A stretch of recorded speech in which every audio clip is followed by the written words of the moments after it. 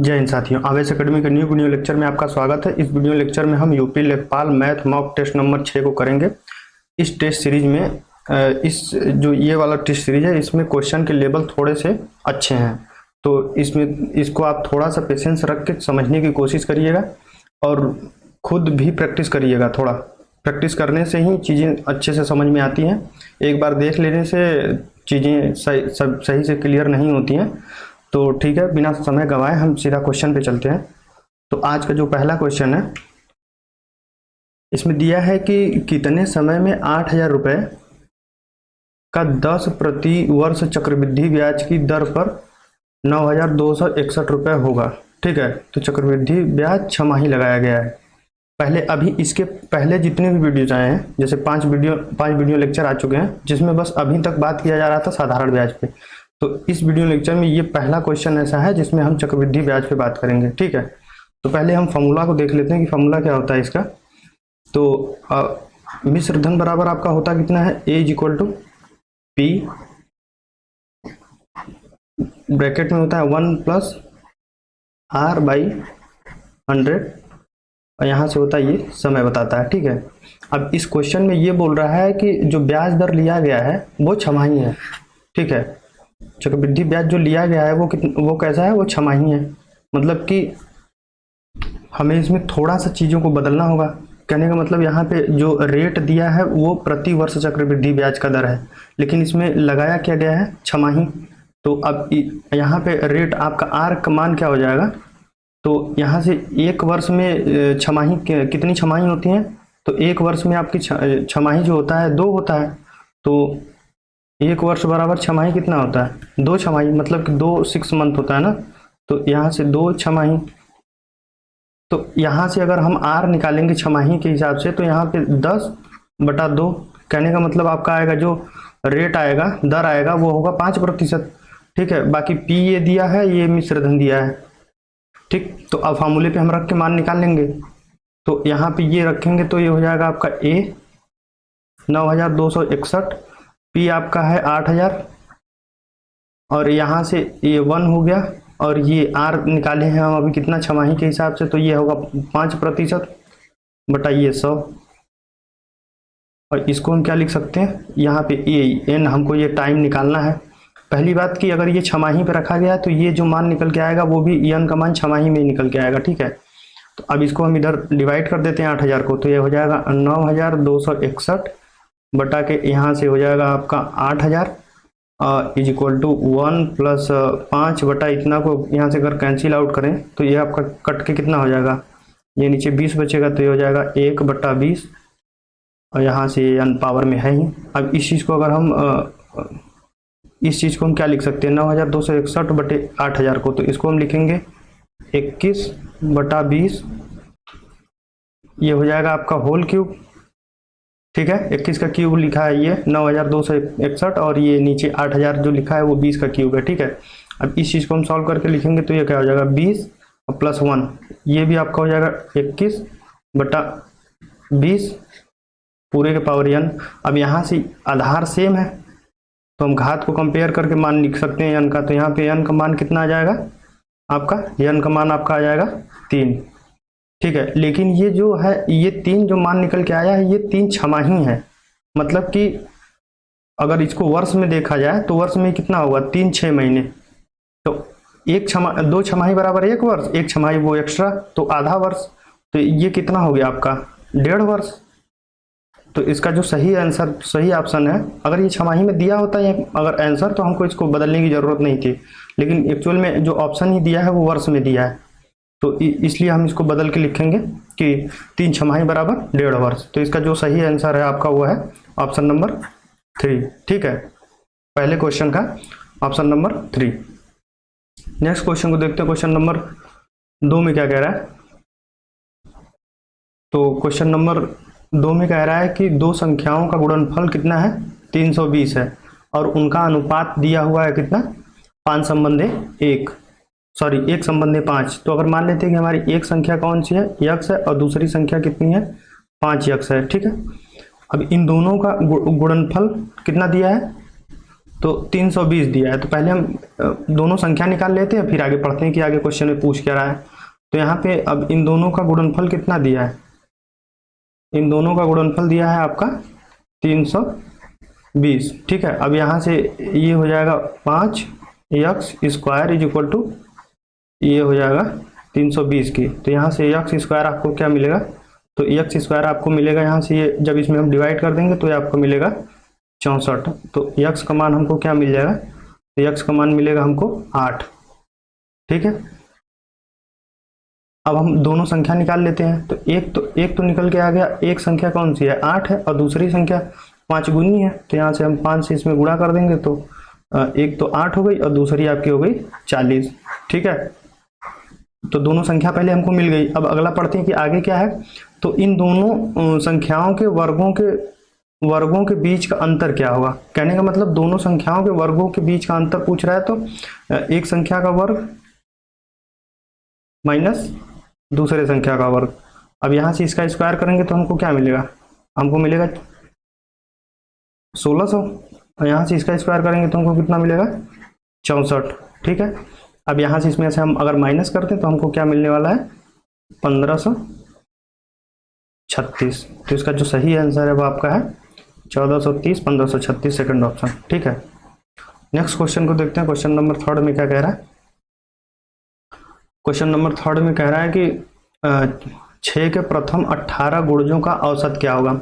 अच्छा, तो हम ऐसे क्वेश्चन को हम पिछले जितने भी वीडियो हैं जो उसमें लगभग ये इस टाइप के क्वेश्चन आए ही हैं। अगर देखा जाए तो फर्स्ट सीरीज और सेकंड थर्ड में तो 3 सीरीज में तो लगातार ऐसे क्वेश्चन आए हैं। तो इसमें हमने बताया था कि अगर कोई भी क्रमागत संख्या है, जैसे कोई भी क्रमागत संख्या का सीरीज दिया हुआ है, तो उसको हम क्या करते थे कि उनका औसत निकालने के लिए पहली संख्या और आखिरी संख्या का जोड़ बटे 2 करते थे। तो यहाँ भी वही सेम वैसे ही क्वेश्चन है। तो यहाँ पहले हम लिखेंगे अगर 6 के प्रथम 18 गुणज, तो एक तो होगा 6, दूसरा होगा 6 गुणे 2, और तीसरी संख्या होगी 6 गुणे 3, और चौथी होगी 6 गुणे 4। अब ऐसे ही 18 लास्ट वाली जो संख्या होगी वो क्या होगी 6 गुणे 18। ठीक है, तो ये हमको लास्ट मिल गई और पहली मिल गई। तो इस पूरे का हमें अगर औसत निकालना है, तो इसका औसत निकालने के लिए हम क्या करते थे, पहली संख्या और लास्ट वाली संख्या को हम क्या करते थे, ऐड करते थे। ठीक है, बटे 2 करते थे। अब इस चीज को हम सॉल्व कर लेंगे। यहाँ से अगर हम 6 कॉमन ले लिए तो यहाँ मिलेगा, अब गुणा करने से बच जाएंगे, 6 कॉमन ले लेंगे तो ये हो जाएगा आपका 18 बटे ये 2। ठीक है, ये यहाँ से कट कैंसिल आउट होगा तो ये आपको मिलेगा 3। तो ये हो जाएगा 3, और इन दोनों को अगर हम जोड़ देंगे तो हमको मिल जाएगा 19। तो ये यहाँ से 19 और इसका गुणा कर देंगे तो आपका हो जाएगा 9। ठीक है, तो इसका जो सही आंसर है वो आपका है 57।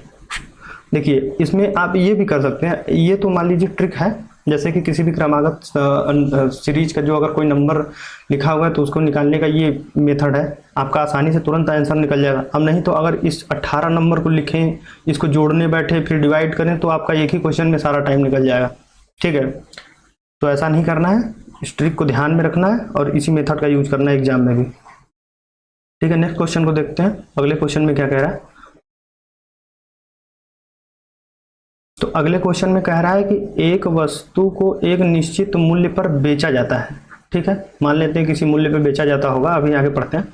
मूल्य के 2/3 में बेचने पर 10% की हानि होती है। अच्छा, ठीक है, तो वास्तविक मूल्य पे बेचने पर कितना प्रतिशत का लाभ होगा।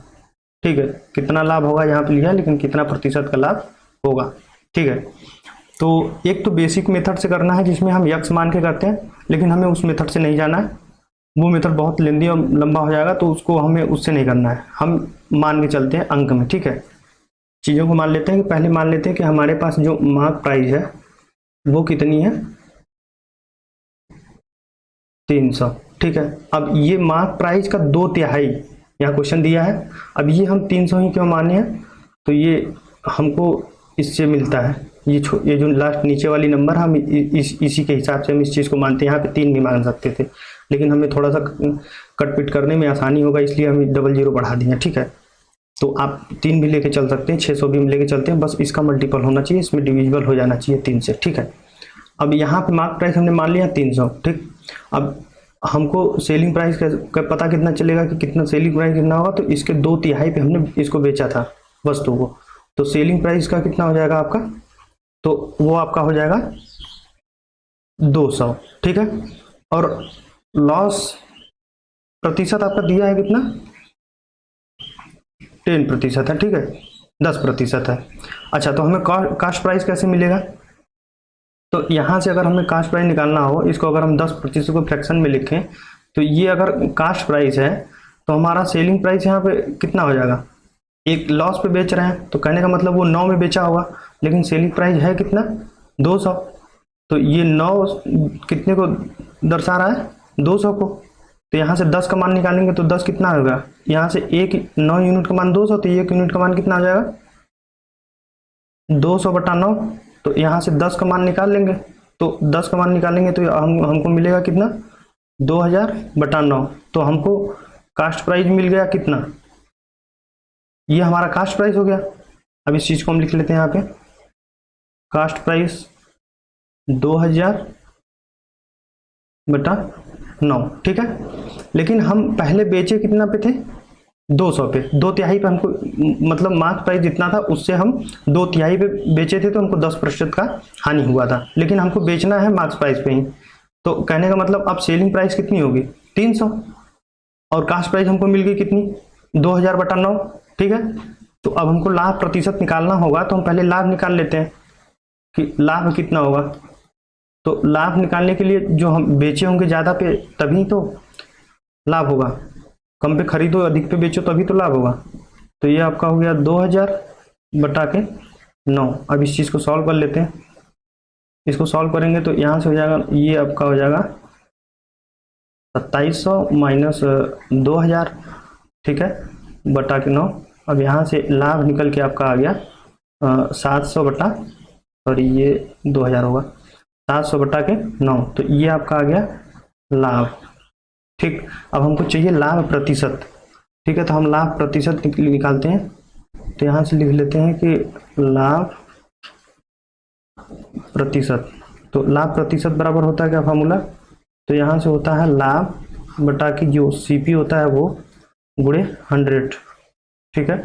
तो लाभ हमने निकाला है कितना, ये निकाल रखा है 700/9, और सीपी कितना है 2000/9, 2000/9, ठीक है। अब ये चीज़ आपको यहाँ से कैंसिल आउट हो जाएगी, ठीक है। और ये पूरा का बटे ये कितना है, पूरा में गुणा कितना हो रहा है 100 का, ठीक है। तो ये 00 यहाँ से कैंसिल आउट, ये वाला यहाँ से कैंसिल आउट, तो हमको मिला कितना 70/2। अब इस चीज़ को हम कैंसिल करेंगे, यहाँ से 2 से डिवाइड करेंगे तो हमको मिलेगा कितना 35%, ठीक है, ठीक। इस क्वेश्चन का जो सही आंसर, सही ऑप्शन है वो आपका है क्वेश्चन सेकंड ऑप्शन 35%, ठीक है। इसमें समझने वाली बात यह है, इसको एक बार और समझ लेते हैं कि एक्चुअल में क्या कह रहा है। हमने मान लिया कि हमारा मार्क प्राइस कितना है 300, सेलिंग प्राइस तब कितना होगा, इसको हम 2/3 पे जब बेच रहे हैं तो 200 होगा, लॉस प्रतिशत दिया है, ठीक है 10%, ठीक। तो अब यहाँ से अगर हम मान लेते हैं कि 1/10, अगर इसका फ्रैक्शन 1/10 होगा, अगर कास्ट प्राइस हमारा 100 है, सॉरी 10 है, तो हमारा सेलिंग प्राइस कितना होगा 9, जबकि हमारा सेलिंग प्राइस है कितना 200। तो ये 9 200 को डिनोट कर रहा है, तो 1 यूनिट यहाँ से हम निकाल लेंगे 200/9, तो 10 का मान निकाल लिया, तो हमारा कास्ट प्राइस जो निकल के आ गया वो आपका आ गया 2000/9। अब यहाँ से हम पहले हम बेचे थे 2/3 पे, लेकिन हमको बेचना है जो मार्क प्राइस है उसी पे, तो हमको प्रॉफिट होगा, तो ये लाभ निकाल लेंगे, तो ये selling price minus cost price, ठीक है। तो यहाँ से निकाल लिया, तो हमने हमारा लाभ निकल के आ गया 700/9, ठीक है। तो लाभ प्रतिशत का फॉर्मूला होता है ये चीज़। तो यहाँ से हम क्या करेंगे, ये लाभ हो गया बटे सीपी गुणे 100, यहाँ पे हम मान रख देंगे, यहाँ से जब कैंसिल आउट करेंगे तो 17/2, यहाँ से आपका आ गया 35। तो इसका जो सही आंसर है वो आपका है 35%, ठीक है। नेक्स्ट क्वेश्चन को देखते हैं, नेक्स्ट क्वेश्चन में क्या कह रहा है। नेक्स्ट क्वेश्चन में क्वेश्चन नंबर 5 है, क्वेश्चन नंबर 5 में क्या कह रहा है, तो क्वेश्चन नंबर 5 में कह रहा है कि एक वस्तु पर 15% की छूट वही है जो कि दूसरी वस्तु पर 20% की दोनों वस्तुओं में, मतलब कहने का मतलब अगर एक वस्तु का मान लेते हैं कि कोई मूल्य है, उस पर हमने 15% का छूट दिया तो जो मान निकल के आया वो, और कोई दूसरी वस्तु है उसके मूल्य पे हमने जो 20% मार्केट प्राइस पे हमने जो छूट दिया 20%, उसका मान निकल के आया, दोनों सेम है। तो अगर मान लेते हैं कि हमारे पास कोई वस्तु की कीमत जिसका मार्केट प्राइस x है, वो इस पे जो हमने लगाया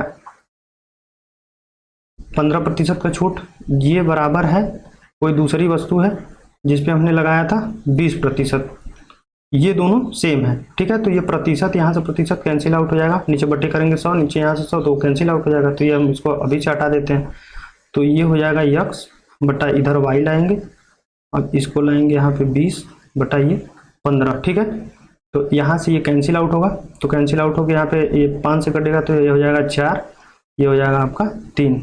तो x और y के मार्क्स प्राइस में जो रेशियो होगा वो आपका होगा 4/3 का। ठीक है, तो ऑप्शन में चलते हैं सीधा। ऑप्शन में देखेंगे कि जो मतलब मान दिया है उन दोनों के मान के बीच में अगर रेशियो 4/3 का है तो वही वाला ऑप्शन सही होगा। तो इस वाले में हम चेक करेंगे, तो इसको लिखेंगे 40/20, तो ये कैंसिल आउट होगा, तो ये 2/1 आ रहा है, तो ये वाला तो ऑप्शन कट गया। ठीक है, सेकंड ऑप्शन देखेंगे, सेकंड ऑप्शन में अगर कैंसिल आउट करें तो यहाँ से ये इसको लिख लेते हैं 60/40, तो ये 0 यहाँ से कटा, ये आ गया आपका 3/2 आ रहा है, तो ये वाला भी कैंसिल आउट।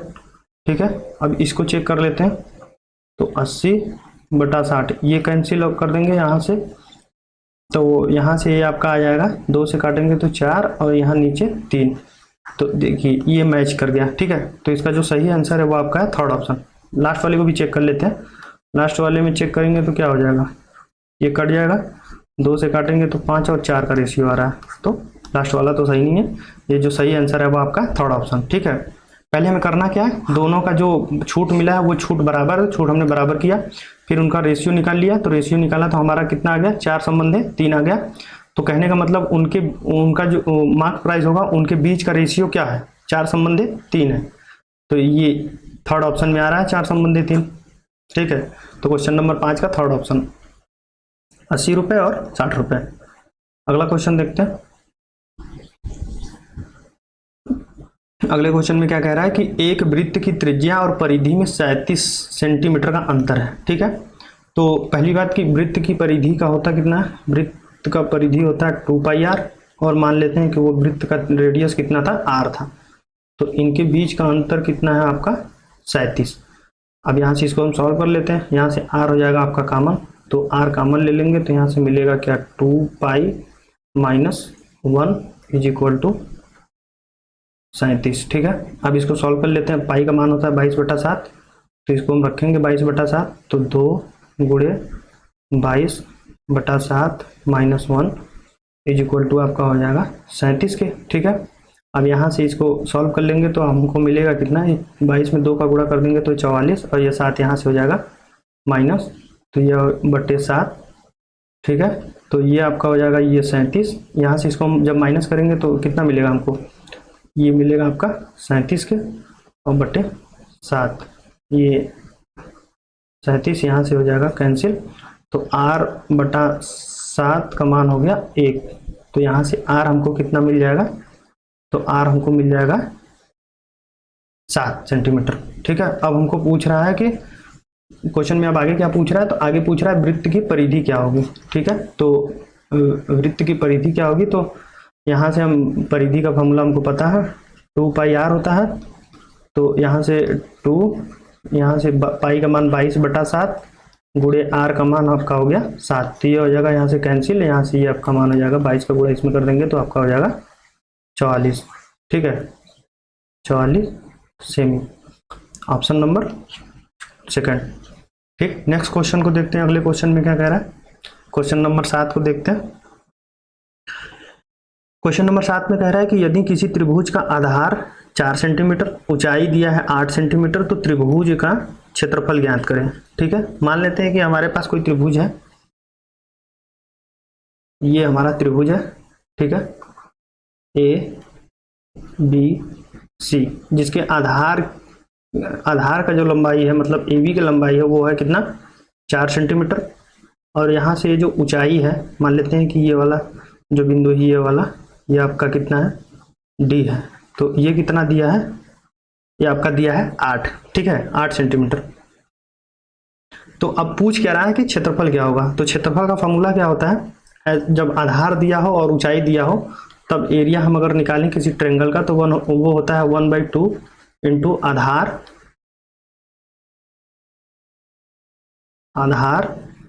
गुणे ऊंचाई। तो यहां से हम लिखेंगे 1/2 गुणे आधार का मान कितना था, 4 था, और ऊंचाई कितना है, 8 है। तो यहाँ से ये हो जाएगा कैंसिल 2 से, अब इसको गुणा कर देंगे इसमें, तो हमें क्या मिल जाएगा, ये हो जाएगा आपका 16 सेमी स्क्वायर, ठीक है। अब नेक्स्ट क्वेश्चन को देखते हैं। सॉरी, इसका जो सही आंसर है वो आपका है थर्ड ऑप्शन, ठीक। नेक्स्ट क्वेश्चन को देखते हैं। अगले क्वेश्चन में क्या कह रहा है, तो इसमें कह रहा है कि किसी शहर की जनसंख्या पहले 4000 थी, उससे बढ़ के कितनी हो गई, 6000 हो गई। तो बताइए कि जनसंख्या में कितने प्रतिशत की वृद्धि हुई, ठीक है। तो पहले कितनी थी जनसंख्या, पहले जनसंख्या थी आपकी 4000, अब कितनी हो गई है, तो अब जनसंख्या हो गई है 6000। तो ये बढ़ा कितना, अगर देखा जाए तो ये कितना बढ़ गया, 2000 बढ़ गया पहले से, ठीक है। तो अब बढ़ी हुई जनसंख्या पूछ रहा है कि बताइए कि कितने प्रतिशत की वृद्धि हुई। तो बढ़ा कितना, 2000 बढ़ा है, 2000 बढ़ा है, लेकिन बढ़ा कितने पे है, तो 4000 पे बढ़ा है, ठीक है। तो इसका जो सही इसका जो आंसर निकल गया, इसको हम सरल करेंगे तो हमको क्या मिलेगा, ये आ जाएगा आपका 1/2। अब इसको हम क्या लिख देंगे, 50%। अब इस चीज़ को अगर नहीं समझ में आता है कि ये कैसे लिखा गया है, तो इस चीज़ को समझ लेते हैं कि अगर 1/2 को हम प्रतिशत में लिखेंगे तो 100 से करेंगे गुणा और 100 से करेंगे भाग। तो 1/2 और गुणे 100 एक साथ लिखेंगे, और ये जो नीचे 1/100 अभी हमने बताया था इसके पहले वीडियो में कि इसका मान कितना होता है, तो आपका होता है प्रतिशत होता है, प्रतिशत का मान ही होता है ये 1/100, ठीक है। तो ये प्रतिशत में चला गया नीचे वाला 100। अब इस चीज़ को अगर हम सॉल्व करेंगे तो ये हो जाएगा आपका 50%, ठीक है। कुछ कुछ क्वेश्चन में जैसे कुछ कुछ लोगों को समझ में नहीं आता है कि ये मतलब यहाँ पे 4000 नीचे होगा कि 6000 नीचे होगा। तो आप इस छोटी सी बात को ध्यान रखिए, जब भी वृद्धि पूछे, जैसे अधिक हुआ है, बढ़ा है, तो उसके लिए हम छोटी वैल्यू लेते हैं, ठीक है। तो यहाँ पे हमने ये छोटी वैल्यू ले लिया।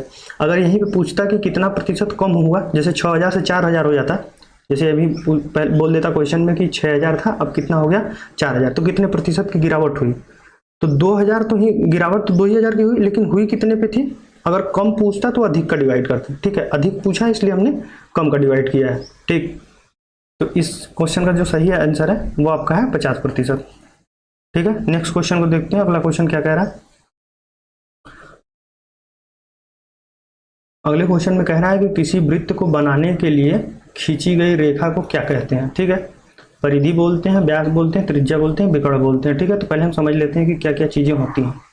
ये मान लेते हैं कि हमारे पास एक वृत्त है, ठीक है, ये हमारा सेंटर है, ठीक। तो सेंटर, अब ये चीज जो खींची जाती है इसको हम बोलते हैं परिधि। अब इसी चीज को क्वेश्चन में पूछ रहा है, तो इसको हम बोलते हैं क्या, परिधि। लेकिन रेडियस की बात कर ले तो ये सेंटर से परिधि तक जाने वाली रेखा को हम क्या बोलते हैं, त्रिज्या। तो ये जो है आपकी, ये जो जिसका मान, इसका मान जो है वो है आपका त्रिज्या, ठीक है। अब अगर यहीं पे व्यास की बात कर लें तो परिधि से परिधि तक जाने वाली रेखा, परिधि से परिधि तक जाने वाली रेखा, अब लेकिन वो वृत्त के केंद्र से होके जाए तो उसको हम क्या बोलते हैं, उसको हम बोलते हैं व्यास। लेकिन इसी में अगर हम जीवा की बात कर लें कि जीवा क्या होती है, तो बस परिधि से परिधि तक जाने वाली रेखा को हम क्या बोलते हैं, उसको बोलते हैं हम कॉर्ड या जीवा। तो ये आपका हो गया जीवा। लेकिन ये जो विकर्ण वाली बात है ये आपका इसमें नहीं आता है, वो चतुर्भुज का भी पार्ट है। तो यहाँ पे अगर एक्चुअल में इसका आंसर देखा जाए तो इसका सही आंसर जो है आपका होगा परिधि, ठीक है। नेक्स्ट क्वेश्चन को देखते हैं। अगले क्वेश्चन में क्या बोल रहा है, अगले क्वेश्चन में कह रहा है कि मतलब संख्या दिया है 16 है, 25 है और 36 है। तो अगर देखा जाए ये संख्या तो ये 4 की स्क्वायर है, ये देखा जाए तो ये 5 का स्क्वायर है, अगर इसको देखते हैं तो ये 6 का स्क्वायर है। तो अब ऑप्शन पढ़ लेते हैं। तो सभी विषम संख्याएं हैं? नहीं, विषम कैसे है? एक विषम है, ये सम है, ये सम है, तो ये तो है नहीं। सभी 3 से विभाजित है। 3 से विभाजित का नियम क्या होता है कि जैसे अगर कोई संख्या दी है, जैसे मान लेते हैं 16, तो इनके अंकों का योग अगर 3 से डिवाइड है, तो अगर यहाँ 6 और 7 करें, 7 3 से डिवाइड है नहीं है, तो ये 3 से डिविजिबल नहीं है। अब यहीं पे 36 को देख लें, तो 6 और 3 ये कितना है? 9। अगर 3 से डिवाइड करें तो ये 3 से डिवाइड है, करने मतलब कि ये पूरी संख्या 3 से डिवाइड है। ठीक है, तो ये यहाँ पे ऐसा नहीं है क्योंकि 16 डिवाइड नहीं हो रहा है, 25 डिवाइड नहीं हो रहा है, लेकिन ये हो रहा है, तो ये ऑप्शन भी सही नहीं है, ये वाला भी सही नहीं है। सभी वर्ग संख्याएं, हाँ, ये 4 का स्क्वायर है, 5 का स्क्वायर है, 6 का स्क्वायर है, तो ये सही कह सकते हैं कि इसका जो सही आंसर है वो आपका है सभी वर्ग संख्या। थर्ड ऑप्शन सही है। ठीक है, नेक्स्ट क्वेश्चन को देखते हैं। नेक्स्ट क्वेश्चन में क्या कह रहा है? नेक्स्ट क्वेश्चन में कह रहा है कि 7 दिन में कितने घंटे होते हैं? अब देखिए 7 दिन, पहली बात, एक दिन में कितने घंटे? तो 24 घंटे। ठीक है, तो 7 दिन में कितने होंगे? बस 24 से इसी में गुणा कर दो। अभी इससे आसान क्वेश्चन क्या हो सकता है? 7 से इसी में गुणा कर दो, जितना आएगा उतने आवर हो जाएंगे। तो यहाँ से अगर हम गुणा करेंगे तो ये हो जाएगा 8 7 14 2 16, इतने घंटे। ठीक है, तो इसका जो सही आंसर है वो आपका है 168 घंटे। ठीक, क्वेश्चन नंबर 12 को देखते हैं। क्वेश्चन नंबर 12 में क्या कह रहा है? क्वेश्चन नंबर 12 में कह रहा है कि 1 मिलीमीटर में कितने किलोमीटर होंगे। अच्छा, तो इस चीज़ को समझने के लिए पहले हम एक कॉन्सेप्ट है उसको पूरा समझ लेते हैं, तो इस टाइप के सभी क्वेश्चन आपका सॉल्व हो जाएगा। तो होता क्या है एक्चुअल में, हम लिखते कैसे हैं? देखो, लिखते हैं किलो, हेक्टो, डेका, मीटर। ठीक है, फिर यहाँ से होता है डेसी, सेंटी, मिली। ठीक है, अब इसमें अगर ये चीज, ये वाली जो यूनिट होती है, ये वाली, ये होती है सबसे बड़ी यूनिट, ये सबसे बड़ी यूनिट होती है, और ये वाली जो होती है ये सबसे छोटी यूनिट होती है। ठीक है, ठीक, तो अब इसमें अगर हम बड़ी से छोटी की तरफ बढ़ेंगे ऐसे, तो हम क्या करते हैं कि उसमें गुणा करते जाते हैं। अगर छोटी से बड़ी की तरफ बढ़ेंगे तो हम उतना डिवाइड करते जाते हैं। अब डिवाइड और गुणा होता कैसे कैसे करते हैं, कितने से? तो अगर मान लेते हैं कि हमें पूछ दिया क्वेश्चन में कि 1 किमी में कितना हेक्टो, तो यहाँ पे हम 1 लगाएंगे। ये कितने बार बाद है? एक ही बार बाद है, तो यहाँ पे 1 पे 1 0, तो यहाँ से हम लिखेंगे 1 0 10 हो गया, तो 10 हेक्टो।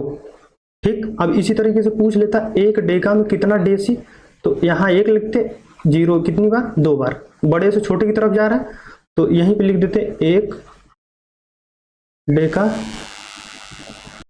1 डेका बराबर 1 पे 2 0 1 2, तो यहां से कितना हो जाएगा आपका 100 डेसी। अब इसी तरीके से अगर हमें रिवर्स में जाना हो छोटी से बड़ी वैल्यू की तरह, तो हम क्या करते हैं? अब जैसे यहीं पे अगर हेक्टो से किलोमीटर में जाना होता तो यहाँ क्या लिखते? अगर जैसे यहीं पूछ लेता कि 1 हेक्टो बराबर कितना किलोमीटर, तो ये 10 है, इसी चीज को हम यहाँ पे डिवाइड कर देते, तो इतना से डिवाइड कर देते तो हमको क्या मिल जाता? इतना किमी। अब क्वेश्चन पे आते हैं। क्वेश्चन में क्या बोल रहा है? तो क्वेश्चन में कह रहा है कि 1 मिलीमीटर बराबर कितना किलोमीटर। तो यहाँ पे पहले चेक कर लेते हैं, ये किलो, ये मिली, तो कितने दूर है? 1 2 3 4 5 और 1 6, तो 1 पे 6 सुनना। ठीक है, तो पहले हम लिख लेते हैं 1 किमी बराबर 10⁻6 मिलीमीटर। ठीक है, तो अब यही पूछ रहा है कि 1 मिलीमीटर बराबर कितना किलो, तो ये इधर आके डिवाइड हो जाएगा, यहाँ से आप उसको डिवाइड कर लीजिए, तो इतना किमी।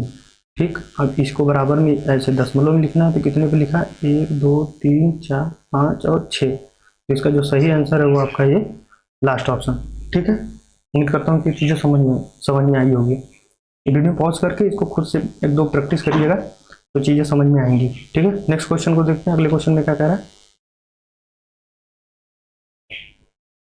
तो अगले क्वेश्चन में कह रहा है कि ऐसी कौन सी संख्या है जिसका वर्ग उसके घन के 1/3 के बराबर है। ठीक है, तो मान लेते हैं हमारे पास संख्या कौन सी है, यक्स, इसका वर्ग इसके घन के तिहाई के बराबर है। अब इसको सॉल्व कर लीजिए, यहाँ से 2 कट जाएगा, 1 बचेगा, तो यहाँ से होगा 1 बराबर यक्स बटा 3। तो यक्स कितने के बराबर हो जाएगा, 3। तो इसका जो सही आंसर है वो आपका हो जाएगा first option. Easy question. Next question को देखते हैं। क्वेश्चन नंबर 14 में क्या कह रहा है, तो क्वेश्चन नंबर 14 में कह रहा है कि गणितीय शब्द पाई को किस संकेत से दर्शाया जाता है। ठीक है, तो ये तो इनफाइनाइट का साइन है, ये पाउंड का साइन है, हाँ ये है आपका पाई का साइन, और यहाँ से ये अल्फा है। ठीक है, तो इसका जो सही आंसर है वो थर्ड ऑप्शन। पाई को ये ऐसे भी लिखते हैं, कोई लोग ऐसे भी लिखते हैं। अगर इसका मान देखा जाए तो फ्रैक्शन में लिखेंगे तो 7 बटा पाई, सॉरी 22/7 होता है। अब वैसे तो 3.14 2 कुछ करके होता है इसका मान। ठीक है, नेक्स्ट क्वेश्चन को देखते हैं। नेक्स्ट क्वेश्चन में कह रहा है कि किसी त्रिभुज के 2 कोणों का माप कितना है, 65 है और 35 है। तो तीसरा कोण कितने डिग्री का होगा। तो पहली बात कि त्रिभुज के तीनों अंतःकोणों का योगफल कितना होता है, 180। तो 2 का दिया है तो 1 का निकल जाएगा, जाहिर सी बात है। इन दोनों को जोड़ के इसमें से माइनस कर दो, तो इन दोनों को जोड़ेंगे तो कितना हो जाएगा, इन दोनों को जोड़ लेते हैं, इन दोनों को जोड़ दिया तो ये हो जाएगा आपका 180, माइनस इसको ऐड करेंगे तो कितना हो जाएगा 100। तो यहाँ से आपका निकल के आ जाएगा ये कितना होगा 80। तो इसका जो सही ऑप्शन है वो आपका है 80 डिग्री। नेक्स्ट क्वेश्चन को देखते हैं। नेक्स्ट क्वेश्चन में क्या कह रहा है, इस क्वेश्चन में कह रहा है कि एक समद्विबाहु समकोण त्रिभुज। ठीक है, हमारे पास क्वेश्चन में कह रहा है कि अगर हमारे पास क्या है, एक समद्विबाहु समकोण त्रिभुज है। पहली बात तो वो समकोण भी है, साथ साथ समद्विबाहु है। तो कहने का मतलब कि समद्विबाहु त्रिभुज होता क्या है, जिनकी 2 भुजाएं बराबर होती हैं, उनके सामने के दोनों कोण भी बराबर होते हैं। तो ये मान लेते हैं कि हमारा ये यहाँ से 90 डिग्री का एक ये त्रिभुज बन गया, यहाँ से ए, ये आपका बी, ये आपका सी। ठीक है, इसको मान लेते हैं कि ये यक्स है, ये आपका यक्स है। तो ये कितना होगा, तो ये होगा आपका √2 यक्स। अब ये कैसे आया तो इस चीज़ को समझ लेते हैं। पाइथागोरस प्रमेय से हम बी सी का मान निकालते हैं। बी सी का स्क्वायर निकालेंगे तो आपका होता है ए बी का स्क्वायर प्लस बी और सी का स्क्वायर। तो यहाँ से इन दोनों का मान यक्स का स्क्वायर प्लस यक्स का स्क्वायर। ठीक है, तो बी सी का स्क्वायर हो गया। इसको हम क्या लिख सकते हैं, 2 यक्स का स्क्वायर। तो यहाँ से बी सी निकल के कितना आ जाएगा, इसका स्क्वायर रूट निकालेंगे तो ये √2 और ये यक्स, तो ये कितना हो जाएगा √2 यक्स, और यक्स यक्स इसको हमने माना है। अब जिसका परिमाप दिया है 2p, तो परिमाप क्या होता है, किसी भी त्रिभुज का परिमाप तीनों भुजाओं का जोड़ होता है। तो हम तीनों भुजाओं का जोड़ बराबर 2p, तो इन तीनों का जोड़ेंगे तो कितना हो जाएगा, ये हो जाएगा आपका यक्स, फिर यहाँ से ये यक्स, ये हो जाएगा √2 यक्स इज इक्वल टू आपका हो जाएगा ये 2p। तो यहाँ से यक्स का मान निकाल सकते हैं, तो ये हो जाएगा आपका 2x प्लस √2 यक्स, और यहाँ से आपका हो जाएगा 2p। तो यक्स निकाल लेते हैं यहाँ से, तो यक्स कॉमन ले लेंगे तो आपका हो जाएगा 2 प्लस √2 बराबर 2p। तो यक्स निकल के आ जाएगा यहाँ से आपका 2/2 प्लस √2p। ये चीज़ तो ठीक है, आपको समझ में आ गई। अब हमको अगर एरिया निकालना हो, समकोण त्रिभुज का एरिया होता कितना है, तो लंबाई लंब गुणे आधार होता है, 1/2 लंब गुणे आधार। तो एरिया के लिए फार्मूला क्या होता है, एरिया के लिए फार्मूला लिख लेते हैं पहले हम यहाँ से। तो एरिया का फार्मूला होता है 1/2 लंब गुणे आधार, अब इसको आधार गुणे लंब कर लो या लंब गुणे आधार कर लो। तो यहाँ से 1/2 लंब कितना है यक्स, आधार कितना है यक्स, यहाँ से ये आपका लंब हो गया, ये आपका आधार हो गया। तो ये कितना हो जाएगा आपका 1/2 यक्स स्क्वायर। तो हम यहाँ से यक्स स्क्वायर का मान उठा के अगर इसमें रख दे तो मान निकल के आ जाएगा। तो पहले हम इसको थोड़ा सा सिंप्लीफाई कर लेते हैं। तो इसको सिंप्लीफाई कर लेते हैं, तो इसका मान, इसका परमीकरण करते हैं। तो ये आपका 2 आगे हो जाएगा, परमीकरण करने का मतलब 2√2, नीचे यही चीज़ से गुणा करेंगे तो 2 + √2 एक साथ, और यहाँ से 2 - √2, और ये p रहेगा जैसे का तैसे गुणे में। ठीक है, नेक्स्ट पेज पे चलते हैं, पहले इस चीज़ को समझना है। तो नेक्स्ट पेज पे आ गया, तो मान लेते हैं यहाँ पे ये दिया है 2, यहाँ पे क्या था 2 था, ये आपका था √2 था। ठीक है, यहाँ पे बटे में था आपका 2 + √2, और ये था आपका 2 - √2। ठीक है, ये आपका p था, ये यहाँ से गुणा था, ये मान था किसका यक्स का। अब इसको हम गुणा कर लेते हैं, तो गुणा करके देखते हैं कितना मान निकल के आता है। तो ये तो आपका वैसे ही लिख देंगे ऊपर वाला अंश का, तो ये आपका हो जाएगा 2 × 2 - √2। इसको हम जब गुणा करेंगे, इसका फॉर्मूला क्या होता है पता है, a + b a - b। तो इसको हम स्क्वायर कर देंगे, a² - b²। तो कहने का मतलब a हो गया, ये b हो गया, तो स्क्वायर कर लेते हैं। तो 2 का स्क्वायर करेंगे तो 4, और √2 का स्क्वायर करेंगे तो 2। तो यहाँ से आपको क्या मिलेगा 2 ब्रैकेट में 2 - √2, और ये कट के कितना बचेगा 2, तो ये यहाँ से कट जाएगा, ये सॉरी यहाँ पे p, ये आपका p। तो यक्स का मान कितना हो गया, यक्स का मान आपका हो गया 2√2 p। अब हमको इसका स्क्वायर लिखना है। पहली बात तो हमने यक्स निकाल लिया, अब यक्स का स्क्वायर लिखना है, तो स्क्वायर निकाल लेते हैं पहले। तो यक्स का स्क्वायर निकालेंगे तो क्या होगा, यहाँ से यक्स का स्क्वायर, तो पूरा का स्क्वायर करना पड़ेगा, तो 2√2 इसका स्क्वायर, अब फिर यहाँ से p का स्क्वायर। तो इसको हम a - b पे खोल देंगे, तो यहाँ से हो जाएगा ये 2 का स्क्वायर 4 प्लस √2 का स्क्वायर 2, फिर उसके बाद फिर इन दोनों का गुणा कर देंगे, तो 2, इसमें हो जाएगा 2 × 2 × √2। ये पूरा एक ब्रैकेट में था, यहाँ से आपका ये p² हो जाएगा। तो ये जोड़ देंगे इन दोनों को, तो जोड़ेंगे तो कितना मिलेगा 6 - 4 √2, और यहाँ से आपका हो जाएगा ये आपका p²। यहाँ से 2 कॉमन ले लेते हैं, तो 2 कॉमन लेंगे तो 2, तो हो जाएगा 3 - 2√2 p²। यहाँ से है x²। अब इसका मान इस फॉर्मूले में रख देंगे, इस फॉर्मूले में। ठीक है, तो यहाँ पे मान लेते हैं हम, अब इसका मान रखते हैं, कितना आया है, तो आपका मान निकल के आया है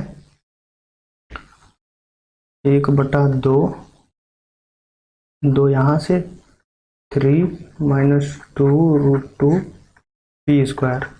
ठीक है, तो ये आपका यहाँ से कैंसिल आउट, आपका बचेगा कितना 3 - 2√2, यहाँ से आपका हो जाएगा p²। तो इसका जो सही आंसर है आपका है वो सेकंड ऑप्शन। ठीक है, क्वेश्चन नंबर 16 का देखने में क्वेश्चन कितना छोटा है लेकिन कितना कैलकुलेटिव है।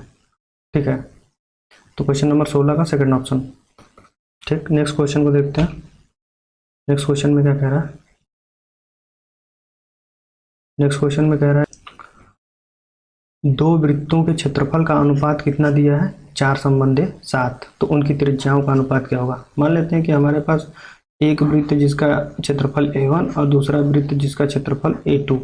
ठीक है, ये दिया है आपका कितने के बराबर, इतने के बराबर। अब वृत्त का क्षेत्रफल हमें बताया था क्या होता है πr²। ठीक है, तो पहले वृत्त का रेडियस मान लेते हैं r1 है, दूसरे वृत्त का रेडियस r2 है।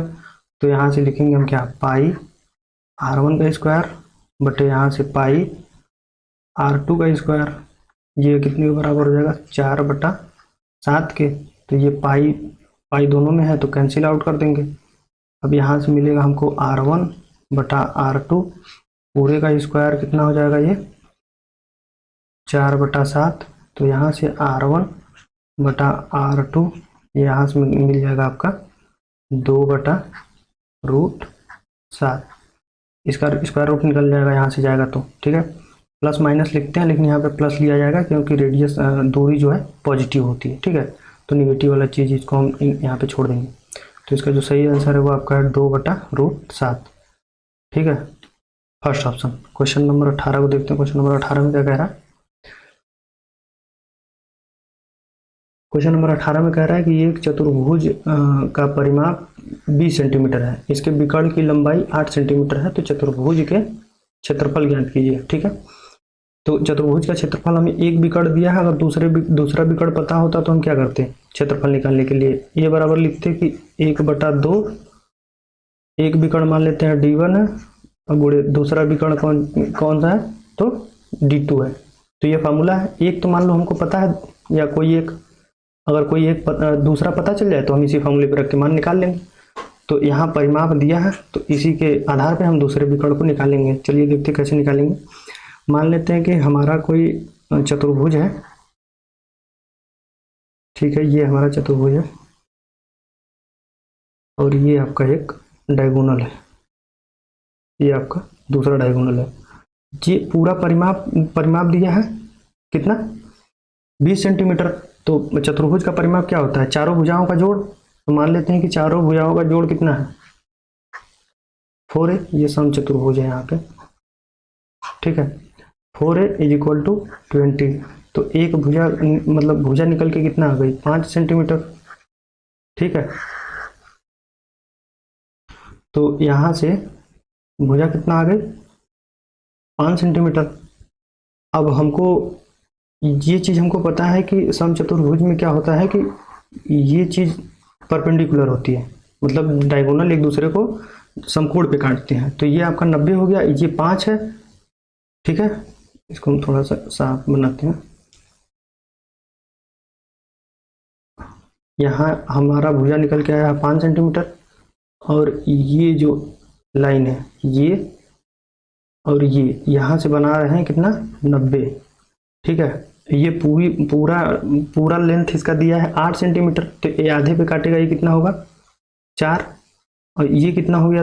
अब इसको अगर हम समकोण से निकालें तो ये कितना निकल के आएगा, ये वाली भुजा, ये यहाँ से यहाँ तक मान लेते हैं कि ये O है, A B C और ये D, ठीक है। तो हमको OB निकालना है। तो OB निकालेंगे तो हम क्या लिखेंगे, रूट में 5 का स्क्वायर माइनस 4 का स्क्वायर। तो OB का मान निकल के आपका आ जाएगा कितना, √9। तो OB आ गया आपका 3 सेंटीमीटर, ये आ गया 3। तो इसका दूना पूरा BD कितना होगा, तब DB कितना होगा, तो 3 × 2 दूना हो जाएगा। तो यहां से हम इसको दूना कर देंगे तो आपका DB का मान निकल के आ जाएगा 6 सेंटीमीटर। तो ये दूसरा विकर्ण हमारा निकल के कितना आ गया, 6 सेंटीमीटर। तो अब यहाँ से एक दिया है 8 और दूसरा निकाल लिया हमने। तो ये आपका हो गया 1/2, 6 × 8। यहाँ से इसको हम कैंसिल कर देंगे तो 3 हो जाएगा। अब इन दोनों को गुणा कर देंगे तो कितना हो जाएगा, 24 सेंटीमीटर स्क्वायर। तो यहाँ से जो सही आंसर है वो आपका है लास्ट ऑप्शन, क्वेश्चन नंबर 18 का चौथा। नेक्स्ट क्वेश्चन को देखते हैं। नेक्स्ट क्वेश्चन में क्या कह रहा है। नेक्स्ट क्वेश्चन में कह रहा है कि घन के प्रत्येक भुजा को 50% हमने बढ़ा दिया तो इसके क्षेत्रफल में वृद्धि। तो एक्चुअल में इसका क्षेत्रफल अगर देखा जाए तो कांस्टेंट कुछ होता है और A स्क्वायर होता है, अगर भुजा A मान लेते हैं तो, ठीक है। तो पहले प्रतिशत में है, अगर कोई भी चीज़ अगर रेशियो में भी पूछ रहा है तो हमें कांस्टेंट से कोई मतलब ही नहीं है, बस हमको जो वेरिएबल वाला पोर्शन है उसी चीज़ को देखना होता है। तो इसको अगर हम फ्रैक्शन में लिखें तो 1/2 लिखेंगे। अगर यहाँ पे पहले भुजा 2 थी तो अब भुजा कितनी है, 3 है। अगर इस हिसाब से इसका अगर क्षेत्रफल पहले कितना था, 4 था, तो अब क्षेत्रफल कितना है, 9 हो गया है। इसका स्क्वायर कर देंगे क्षेत्रफल, ठीक है। तो ये 4 से बढ़ा कितना, 5 बढ़ गया है। अब बढ़ने को पूछ रहा है। अभी क्वेश्चन में हमने समझाया कि जब भी बढ़ने के लिए बात किया जाए तो हम छोटी वैल्यू नीचे लिखते हैं। अब वैसे भी अगर इसको सोचा जाए तो कैसे, तो 5 बढ़ा है कितने पे, 4 पे। तो अब इस फ्रैक्शन को हम अगर परसेंटेज में लिखें तो कितना होगा, 125%, ठीक है। अब 125% कैसे आए, तो इस चीज़ को समझना चाह रहे हैं तो इसको समझ लेते हैं पहले।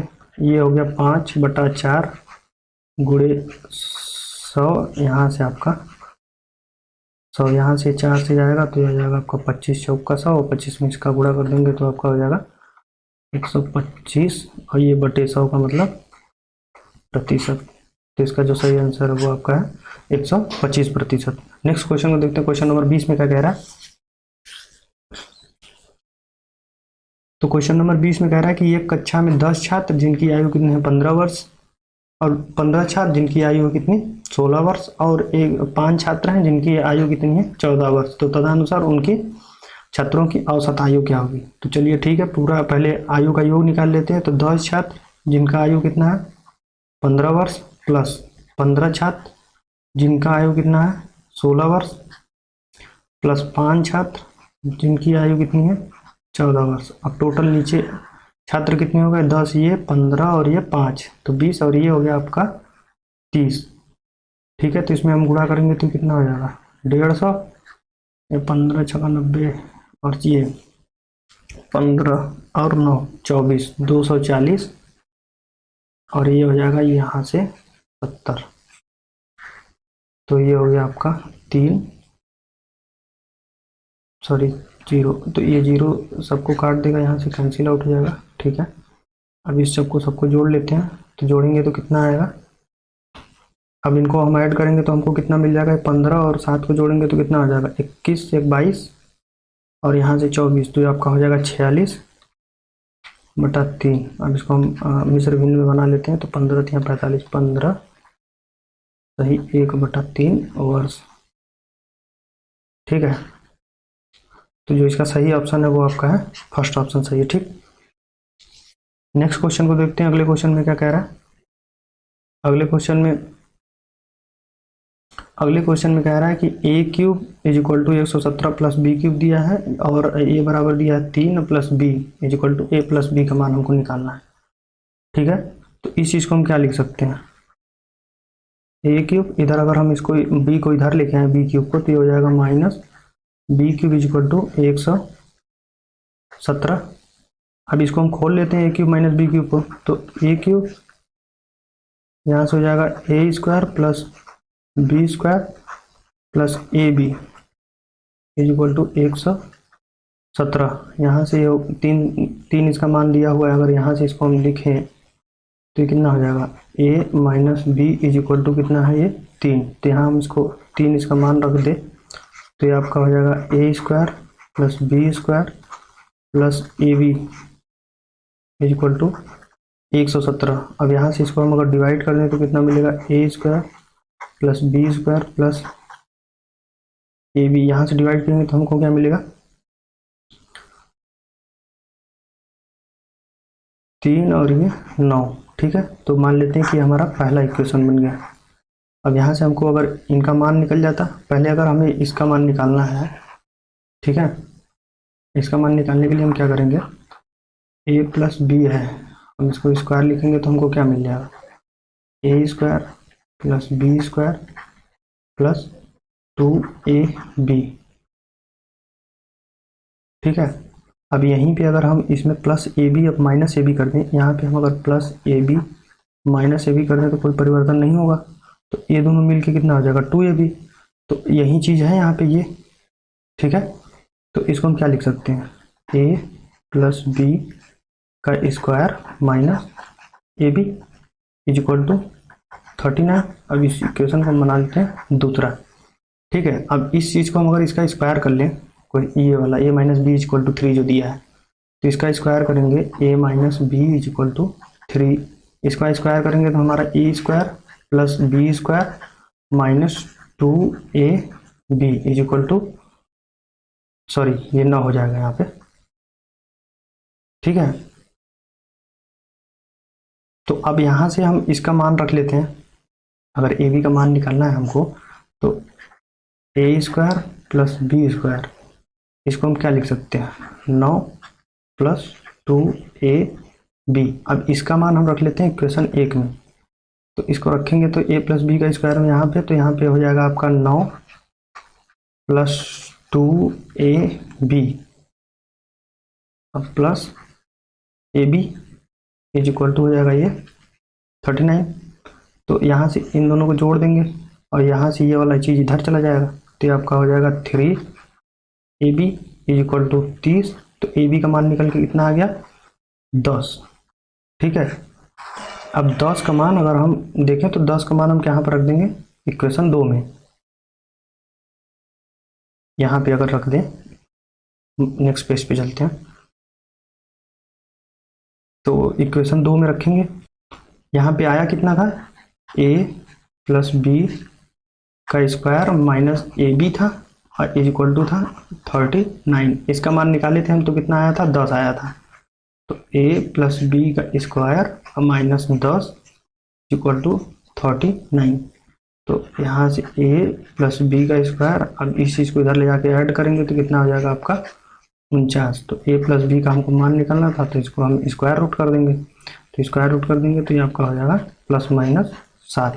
तो a प्लस बी का मान कितना आ गया, प्लस माइनस 7, ठीक है। तो देखते हैं ऑप्शन कौन सा दिया है, तो इसका जो सही ऑप्शन है वो आपका है फर्स्ट ऑप्शन, ठीक। नेक्स्ट क्वेश्चन को देखते हैं, अगले क्वेश्चन में क्या कह रहा है। तो अगले क्वेश्चन में, क्वेश्चन नंबर 22 में क्या कह रहा है कि यदि 3a minus 7b plus 10 equal to 0 है, और दूसरा इक्वेशन क्या दिया है, b minus 2a minus 3 equal to 0 है, तो a और b का मान पूछ रहा है, ठीक है। तो यहाँ पे हम क्या करेंगे, एक तो पहली बात हम बेसिक से निकाल सकते हैं इक्वेशन सॉल्व करके, लेकिन दूसरा तरीका क्या है कि हम यहाँ पे वैल्यू पुटिंग से मान निकालेंगे, ठीक है। तो यहाँ पे मान लेते हैं कि हमने फर्स्ट ऑप्शन यहाँ पे चूज किया, तो यहाँ पहला अगर रखते हैं कि इसमें कैसे करना है, तो अगर a का मान 2 है और b का मान -2, तो यहाँ पे रखिए, तो आ जाएगा 6 और यहाँ से ये हो जाएगा आपका प्लस 14 और प्लस 10। तो ये तो हो ही नहीं रहा है, तो ये तो कैंसिल। इसी तरीके से यहाँ पे 3 रखेंगे, इसी इक्वेशन में चेक कर लेते हैं, 3 रखते हैं तो कितना आता है, और ये हो जाएगा 9 और यहाँ से हो जाएगा 7 21 और प्लस 10, ठीक है। तो ये भी अगर देखा जाए तो 20 माइनस 21 इज इक्वल टू आ गया -1, लेकिन आना कितना था, ये था 0, तो ये भी ऑप्शन गलत है। इस वाले थर्ड ऑप्शन को चेक करते हैं, तो थर्ड ऑप्शन में क्या कह रहा है, मान लेते हैं कि हमने रखा -1, तो ये हो जाएगा -3, यहाँ से -7, b का मान अगर इसमें 1 से गुणा करेंगे तो कितना हो जाएगा, 7 प्लस 10, ठीक है।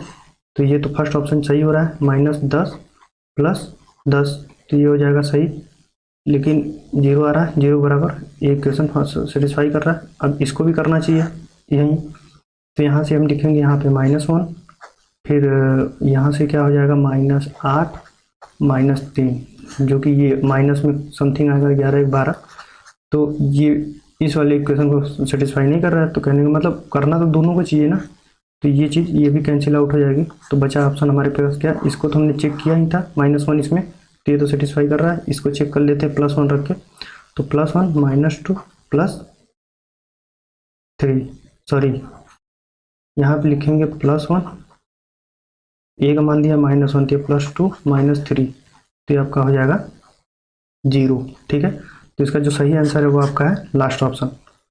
वैल्यू पुटिंग से क्वेश्चन आसान हो जाते हैं, ठीक है। तो यहाँ पे आप वैल्यू पुट करके रख सकते हैं। स्कूल में तो ये चीज़ सीखे ही होंगे कि मतलब कि इस चीज़ को कैसे यहाँ पे ए का मान निकाल लेते हैं, फिर बी का मान निकाल के रखते हैं। अगर चीज़ें समझ नहीं आती है तो आप कमेंट करिएगा, इस क्वेश्चन को मैं दोबारा से फिर इसको किसी दूसरे सीरीज में इसको लेकर समझा दूंगा, ठीक है।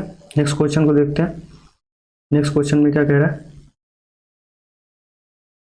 नेक्स्ट क्वेश्चन में कह रहा है कि कोई समीकरण दिया है, द्विघात समीकरण, जिसके मूल वास्तविक होंगे, कम वास्तविक होंगे। ये सिचुएशन में केवल b greater less or equal to -4 होगा जब, या फिर b ग्रेटर या इक्वल टू 4 के बराबर होगा, या फिर b -4 और 4 के बीच में होगा तब, या फिर बी होगा जब -4 से लेस आर इक्वल टू, या 4 से बड़ा होगा तब, या उसके बराबर। तो पहले हम कंडीशन को समझ लेते हैं। जैसे कोई हमारे पास इक्वेशन दिया है ax² plus bx plus c is equal to 0, ठीक है। तो इसका जो हम d निकालते हैं विविध कर, वो क्या होता है? वो होता है आपका b² माइनस 4ac। हमने अगर जैसे वो फॉर्मूला पढ़ा होगा श्रीधराचार्य का, जिसमें हम x का मान निकालते हैं, तो उसमें लिखते हैं कि -b प्लस माइनस रूट में b² माइनस 4ac, ठीक है, बटा 2a। तो हमने ये चीज़ हमको ये पता है कि जैसे अगर करड़ी में किसी भी चीज़ का मान माइनस में आने लगे तो वो चीज़ काल्पनिक हो जाती है, लेकिन यहाँ कह क्या रहा है कि वास्तविक होना चाहिए। तो कहने का मतलब ये चीज़ या तो 0 हो, b² माइनस 4ac या तो 0 हो या तो 0 से बड़ा हो। तो इसको हम क्या लिखेंगे? b² माइनस 4ac, ये या तो 0 से बड़ा हो या तो 0 के बराबर हो। तो ये कंडीशन बनेगा। अब इस इक्वेशन में हम मान देख लेते हैं कि b का मान क्या है, a का मान क्या है और c का मान क्या है, उसको रख के निकाल लेंगे। तो यहाँ से b का मान देखा जाए तो b ही है। इस क्वेश्चन में अगर कंपेयर करें क्वाड्रेटिक इक्वेशन इससे ax² plus bx plus c equal to 0 से, तो यहाँ से a कितना है? 1 है। b का मान देखा जाए तो b ही है, और c का मान देखा जाए तो आपका कितना है? 4 है। तो इसमें रख लेते हैं। तो b है, 4 का फॉर्मूले में है, a का मान 1 है, c का मान 4 है। तो अब यहाँ से b² कितना आपका निकल के आ जाएगा? b² निकल के आ जाएगा, ये हो जाएगा आपका 16, सॉरी ये 4 है, ये ग्रेटर आर इक्वल टू 0, ठीक है। इसको हम क्या लिख सकते हैं? b² greater or equal to 16, ठीक है। अब इस चीज़ को हम यहाँ पे लिखेंगे b greater or equal two plus minus 16। तो इसको हम इस चीज़ को हम क्या लिखते हैं? या तो यह value b less or equal to 4 होगी, या फिर b की मान ग्रेटर आर इक्वल टू 4 होगा, ठीक है। तो इसका जो सही ऑप्शन है वो आपका है चौथा, ऑप्शन नंबर 4, ठीक है। नेक्स्ट क्वेश्चन को देखते हैं। अगले क्वेश्चन में क्या कह रहा है? अगले क्वेश्चन में क्वेश्चन नंबर 25 में कह रहा है कि 7 विद्यार्थियों की ऊंचाई निम्नलिखित तालिका द्वारा प्रकट कीजिए। इसमें ऊंचाई का मतलब इसमें माध्यिका पूछ रहा है, ठीक है। इस क्वेश्चन में माध्यिका पूछ रहा है कि माध्यिका क्या होगा। तो माध्यिका निकालने के लिए अगर जैसे कोई भी नंबर दिए हैं तो उसको क्या करते हैं, या तो हम इंक्रीजिंग ऑर्डर में लिखते हैं या तो डिक्रीजिंग ऑर्डर में लिखते हैं, ठीक है। और जो मध्य की वैल्यू होती है उसको हम निकाल लेते तो उसका आंसर हो जाता है। तो यहाँ पे कितने वैल्यू है? 1 2 3 4 5 और 6 7। तो इसको हम कैसे निकालेंगे? n का मान कितना है? 7 है। तो हम लिखेंगे n प्लस 1 डिवाइड बाई 2 वहाँ पद। तो 7, सॉरी ये हो गया आपका 7 प्लस 1 डिवाइड बाई 2, तो ये हो जाएगा आपका 8 है, ये 4वां पद। तो यहाँ से काउंट कर लीजिए इंक्रीजिंग ऑर्डर में 1 2 3 4। तो इसका जो आंसर सही होगा वो आपका होगा 145, ठीक है। तो आज के वीडियो लेक्चर में बस इतना ही। उम्मीद करता हूँ आपको चीज़ें समझ में आई होंगी। तो वीडियो को लास्ट तक देखने के लिए धन्यवाद। Thank you.